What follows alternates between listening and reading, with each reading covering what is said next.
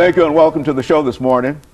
The topic this morning is establishing a minority franchise, and we're fortunate to have with us an individual who has been involved with establishing minority franchises and other activities, and a great entrepreneur, Mr. Roland Jones. And of course, Mr. Jones, let me welcome you to the show this morning.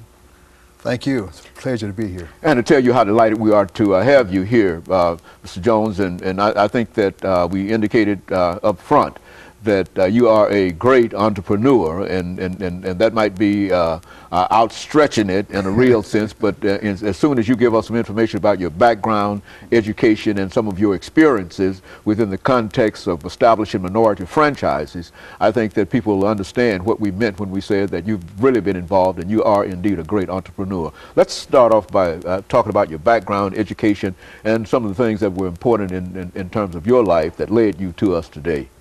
Okay, well, hey, first of all, thanks for being here. It's an honor. Yeah. Well, I began my life in rural West Tennessee,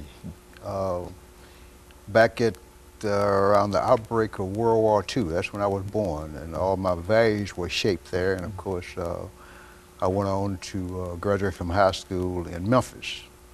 And after college, I went into the military. And of course, after that, I taught in the Memphis City school system for 1 year. And while I was doing that, I was attending broadcast school at night. So back in 1964, I landed what I thought was my dream job. Okay.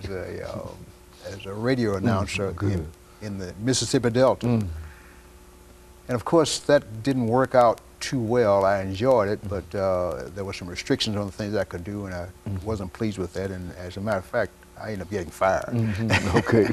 Might have been the best thing that ever happened to you. It was the best thing that happened to me, because when I got fired, what happened, it put me on the road.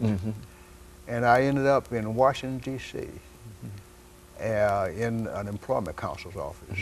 And that employment counselor hooked me up with a HR person that was with McDonald's. At that time, it was a franchise-owned McDonald's. It was like one franchisor owned, franchisee rather owned, multiple restaurants. And this was back in July of 1965. I started with McDonald's as a management trainee. My graduating date of college. Go on. Is that right? Yes, I can relate to that time and that period very well. Go on. Yeah. Well, you know the area there. I know exactly. The era. I know exactly what you're talking about. Go on and let make our audience understand exactly what you're talking about. Well, I tell you what, it wasn't a pretty scene. It was hot. Matter of fact, July the 5th, and I was scrubbing trash cans, and fortunately, as a result of getting those trash cans sparkling clean, I got an opportunity to become a general manager in a very short period of time.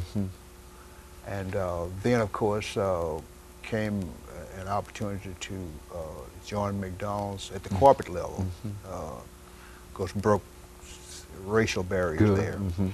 And I was exposed to how franchises operate. And I began a position as a franchise consultant for McDonald's Corporation, which was fulfilling the company role to the franchisees. And that position led me to a higher level position. And after that, which like 12 and a half years, I came to Nashville to become a franchisee then. And of course, that gave me experience on the franchisor and the franchisee side. And I had an opportunity to work in a capacity that I was consulting people in. So then I had people consulting me, and I saw it at a whole, in a different way, with a whole different level of exposure.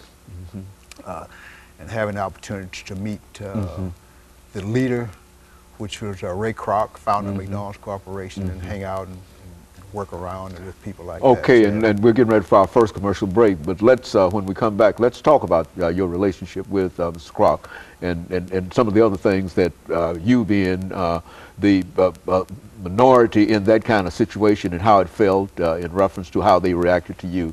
And let's see if we can sort of deal with that during the second part of the show, because I think that this is what we want to deal with. And I know the period, and I know all of the things you were talking about, but we want our audience to understand exactly what you were doing at that time. And we'll be back with our audience following this very, very short commercial break.